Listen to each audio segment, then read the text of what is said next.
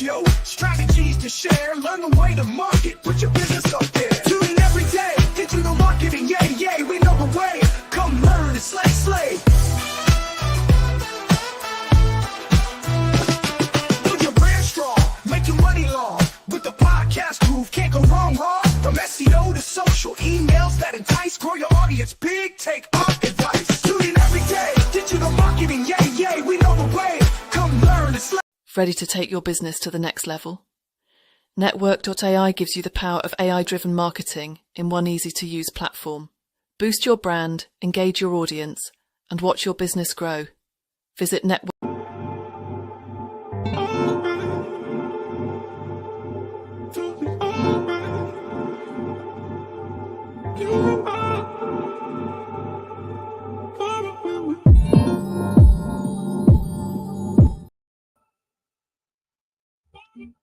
All right, happy Wednesday. We're back.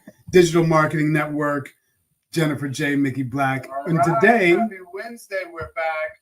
Digital Marketing NetWurk. Oops, I think I'm hearing a little echo. So today we're talking about 5 digital marketing strategies that you can employ today to really get your campaigns up to speed, really taking it from number 1, that 101 marketing. What are some basic strategies that you can implement today to really boost up your marketing strategy? So first, our chatbots. And I know we talk about them all the time. We talk about them in relationship to automation and AI, but really we want to make sure you understand the value of having someone there that really is responding to a lot of the customer inquiries and being able to follow up and engage right there when the lead is hot on the site. So Jennifer J, I know that this is a big thing that you're into. What are some ways that chatbots are really useful, and what are some ways that you can immediately see value? Yes, I think they're useful and not immediately see value when someone first inquires or has a question on one of your channels, right? And so you cannot be everywhere. If you're in a meeting with a potential customer, you can't answer another customer, right? And so a lot of times we just want one question before we move forward. And so it really is the difference between you getting a customer or that customer going to your competitors. Like I remember I wanted one question answered. I was ready to put my card in and pay, and I couldn't get in touch with this customer to save my life. They still to this day haven't responded. But had you had chatbots on, just even we think about the live chat widget. You could put a chatbot on the live chat widget on your site. And when they ask the questions, which normally your frequently asked questions are frequent for a reason. Everybody has the same question. And so if you just put it out there so that the chatbot could, interact with them and answer those questions, it's the difference between you having a sale or sending that sale to your customer, your competitor, sorry. I like that. I like that point. So make sure people really get that point in terms of having AI chatbots that are there to respond. And then number 2, short form video. And I even had an instance of this and seeing the effectiveness of short form video this week when I was searching for a new app or an app cleaner, because I had to clean the old apps off my phone. And I just did a YouTube search on how to do it myself. And I saw a YouTube short that just said, hey, you need an app cleaner? Try this. And I actually just did it. And I ended up getting the app. So I saw the immediate value of those short form video answers that directly answer your question. How are you? And I know you're using tools like Taja to make those short form videos, but how are you seeing them really have effective or impact on a campaign? So I haven't done any how-to videos on short form like that, but I've been pressed to do it because I overthink everything. I'm thinking it has to be this long form video or whatever. That's just my only issue. I know that they are very impactful for the reason you just said, right? They just work because as we're moving, we don't want to have to pay somebody to do something that we could just fix right now. And so if you're the solution to that, then now you become the answer to everything. And it becomes, okay, they showed me how to do this for free without asking for any money or any of that. Now I'm gonna just use them as the solution for everything to this. And oh, I'm willing to pay because I know that what you say works. I like that. I like that. And that brings me to the next one, specifically talking about communicating with clients that have that trust factor, but still you want to scale the communication. And so, really, this next one in terms of building personalized email campaigns with AI. So, even if you've got a client base of 200, we would like to, but we can't always write 200 unique emails.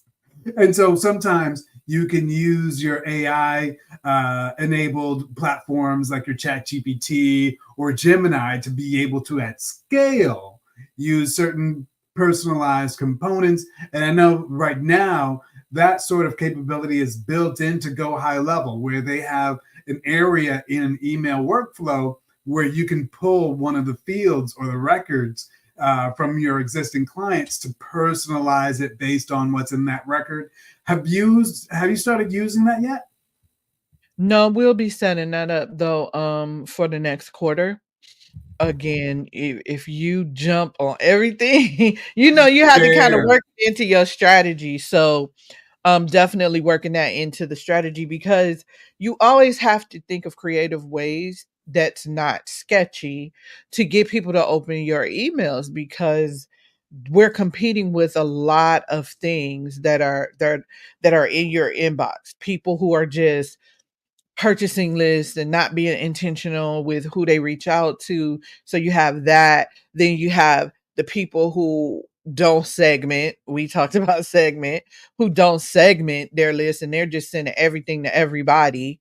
So we have a lot of things to compete with, but adding that personalization will definitely get someone to stop and say, "Oh, well, wait a minute. I did click on that. Yeah, I did open that." So I think it just works and it helps cut through the noise. it does. And speaking of cutting through the noise, there was something that caught my attention in an email that I received. It was actually just today, where it called out like the fact that I was in Philadelphia. And that brings us to the next strategy, is really localizing your communications. So really, like when you talk about segmenting, right? Like understanding the segmentation of people in one area versus another. Like say, if you're on the West Coast and there's a certain weather patterns, and you're communicating, whether it be allergy season or you might be a marketer that has something to do with the outdoors, understanding the segmentation and relevance of somebody who's on the West Coast with a different weather pattern versus on the East Coast who might, you're going into winter or fall and time to get your sweaters out now. So have you seen marketers using that sort of local segmentation for their business? Yeah, I've seen Neil Patel does that really well. Um, he does that very well, and you just have to think about use cases for each business. So, if we think about like, most coaches may be speakers, they may have a community. So if they're traveling and they're in a certain city, now they can send emails to that city and maybe the surrounding area and say, "Hey, I'm gonna be in your city. I'm thinking of planning a meetup, you know, whatever." And now they can send that information to them just for them. I like that. Yeah. I like that. But you got to really be on top of your email list in conjunction with what your schedule is. So you can't just be doing this like the weekend that you're going to appear. You really have to have some foresight and be looking out 1 month, 2 months out on your calendar, preparing that content and be ready to automate that content. So I think that that's another key thing in terms of that foresight, that planning, and get a step ahead in terms of your content and looking towards the future. And that brings me, oddly enough, and I'm not even doing it on purpose, to the number 5. So number 5 would be automating that social media content scheduling. Me personally, when I work with a lot of brands, I like to plan it out a whole year in advance. I like to have a campaign that we've aligned to. We're going to have this messaging over the course of the year. So that way, over the course of the year, we're more watching the campaign and fine tuning for results versus doing the scramble every week or every month to try and figure out what are you going to say that month. So how have you been working with your clients to do like the automated social media scheduling? And do you guys use those tools? I mean, they use them. We don't. Most of our clients are self sufficient, and so they use those things on their own, and they, go out and gather the data that they need and set up the things that they need, and then schedule them out.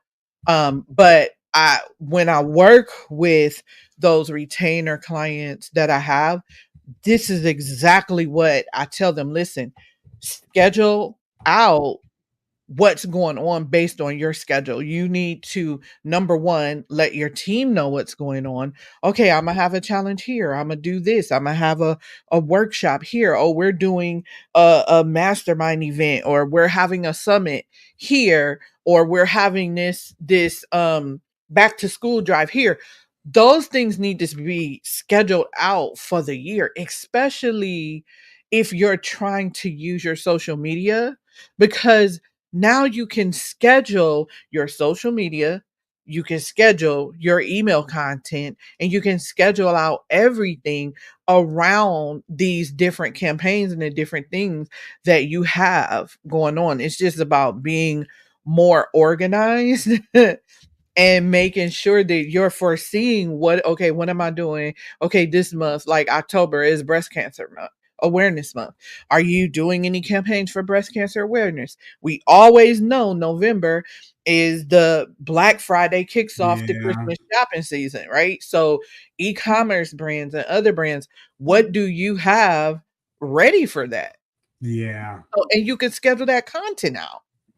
Yeah, and actually that brings us, funny enough, and again, not even on purpose, but if I were to give a bonus number 6, really looking forward, because right now, as you said, October is next week. That's right around the corner. So that's a breast cancer awareness month. That is all sorts of fall seasonal shopping opportunities. That's Halloween in Mhm, terms of a sales opportunity. But mhm, bigger than that, once you hit into November, you've got Black Friday, which mhm, is not just big for retailers. A lot of service providers are really big on Black Friday, whether you're selling personal services and people are getting gift certificates and that sort of thing. What are some things, or maybe let's do one thing that somebody can do if they're starting their brand from scratch, whether it's they've been quiet for a while or they're like, oh, I really want to finally launch that idea that I have. mhm. What's one thing somebody can do to prepare for Black Friday starting now? Understanding end of September, we're headed into October. What one thing would you do to get into place? Start generating anticipation. It doesn't cost you anything to send that out. Um, if you are looking, I'm looking at this comment. If you are looking for activity, you need to, number one, start building your email list. Yeah, So start building your email list and build that anticipation to say, this is what I have going on. Get on the wait list so you can be first to receive the information. So you could be first to get in line, right? That is what I would do. I would put up that email list and I would start collecting emails.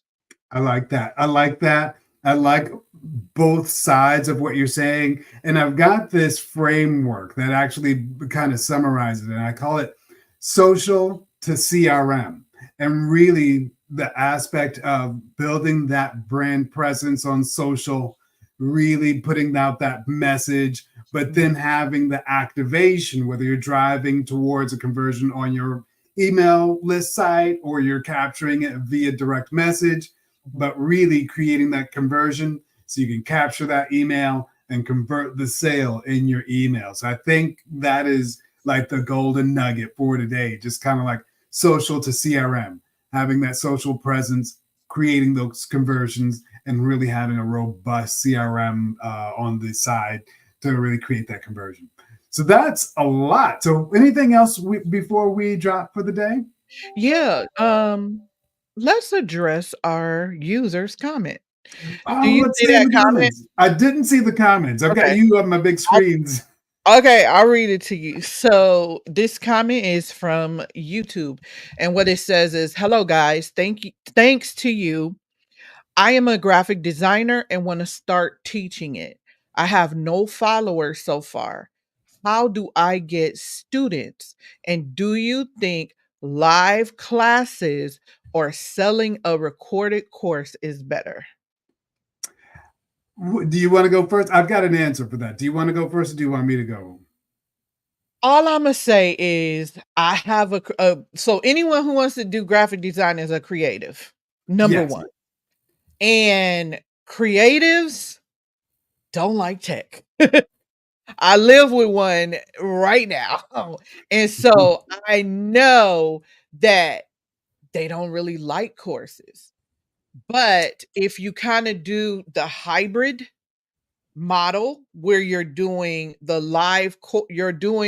course and maybe Q&A, that will help with them. That's just my experience, but it depends on what you're teaching, what your strategy is, and all of that. So I will let Mickey go. I think that's a good point. It took me a minute to kind of think about it, but even as a creative myself, I admit, like, I don't like to take a course. Like, I like to do it more than anything else. So I think that's a good point. And I also think that there's value in the whole experience of being in that space with the instructor, whether it's a video class or some sort of community. I think those have value, and I think those are good ways to create a relationship with your audience. I think both of those things, like teaching online where it's video and you're capturing it, and you can also use that as what they call social proof, right? Because if someone is able to, and I heard this number, 7 hours. If somebody is able to spend 7 hours with you, then they create a connection of trust. So that's what it really takes. And so I would think about it that way in terms of creating online video, instructional videos. I'd probably figure out what my software or things that you wanted to teach would be. Like if it is Canva, say Canva 101, and just do a video where you just record yourself and teach somebody Canva 101. Chris Do, who does The Future, is really good at this, where he does online video courses, but he's just recording himself teaching somebody in real life. And so you get that dynamic of, like, number one, authority, but also you've got somebody who is actively learning and engaging and asking the questions that would ordinarily come up with the audience. So I would look at what Chris Do does as a reference, because he's a graphic designer turned advertising professional turned marketer, and has really done a really good job at teaching creatives. So I would really look at Chris Do and what he's done with The Future. There's like that whole instructional course he has as an example of how to do it. And I think the online teaching classes, whether YouTube video, LinkedIn Live, I think LinkedIn is a big hotbed of people that are professional and want to learn. So if you did a LinkedIn Live, you can get people's emails. And then when you have people register for your, LinkedIn or Zoom or whatever, you can then offer those people digital products, whether it is private one-on-one coaching, and you can kind of set your price and figure out that piece, or if it's digital products or whatever, you can then remarket those people on your email list. Awesome. Awesome. And just for clarification, is that Chris Dough, Dough? Oh, Chris Doe. I think it's just D-O. Oh, okay. Yeah, let me, or it's either Chris Doe or like D-O or D-O-E, but let me see. Okay. And while you're looking, I have one last point. My other point is to mention, as far as you said, I have no followers so far. How do I get students? You want the best salespeople and the best people who design great products. What I find is they always run everything on beta. So if you get a group of people and you post or you send out to your community and you say, hey, I'm looking for 10 people to beta test. You can have them pay a small fee, whatever that may be, or you could do it for free. It just really depends on where you are in this journey, and have them go through what you're thinking about. So if you're thinking about doing it live, I recommend you do it live first and then see what they say. Because if you do it live with them, now you're creating content.